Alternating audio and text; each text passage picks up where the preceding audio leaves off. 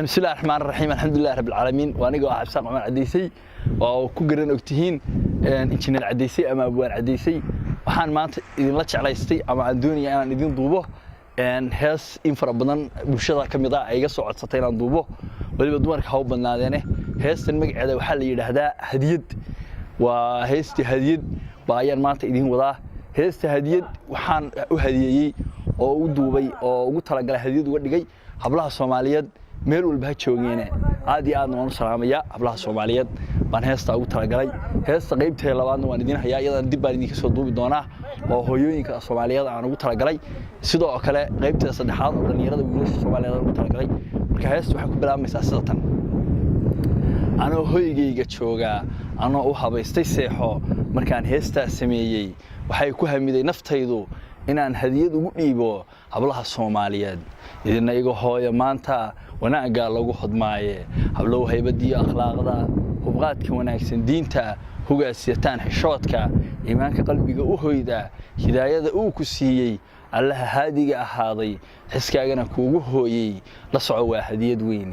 halqiga uu eebbe uumay adduunkana laga helaayo waxa jira qaar aan haysan islaamnimadii harkeeda hugeedii haybadeeda badba hawadooda raaca habeenkii maalinteena dayaxa allahoodu haystaa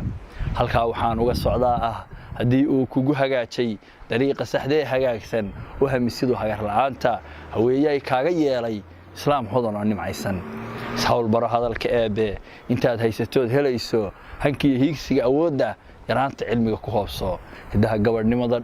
hamuujin maxaasintaada meelaha hoose jirkaaga hidaha gabadhnimada dhowro hamuujin maxaasintaada meelaha hoose jirkaaga hugaaga xijaab ka yeelo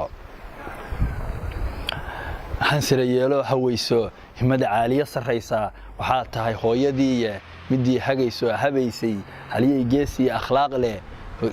geesi akhlaaq leh siyaasi hogaansho dawlad hagaajiye diinta sheega aqoonyahan lagu haleeyo dalkiisa hooyo dadkiisa ka haybaysta dhigiisu habeenkii gabadh wareegta haraawu uu arkaaye ku hako gurigaaga hooyo marnaba ha u bixin banaanka hanaanka guurkiyo jacaylka hankiisa markii aad doonto hilowgiisuna ku qaado geeyanka hanad ka raadso mid ku qori kara naftiisa aqoonyahan hibada diinta sharciga iyo hawlihiisa hadalka weynaha yaqaana hadana ku dhaqmo aan dhaafin adina hanan kara ku dhaada haw furini sheeko inaad haasaawo siiso hubeecleetiyo hanlaawe mid aan garanaynin huuno halka joogtiyo dantaada kuwa jira habaar qamiina xabiibida kugu hodaaya markay halis kugu ridaana hareeraha ka maraya qaar baa weligood u heelan haweenkii dhibaatadooda haddaan soo koobo hadalka haweeyay walaal ku dhowrso halkaan dhigay heesta hadiyad hormuudkaagana ka yeelo allah uu ku hirgeline aad iyo aad baan idin salaamaya shacabweynaha Soomaaliyeed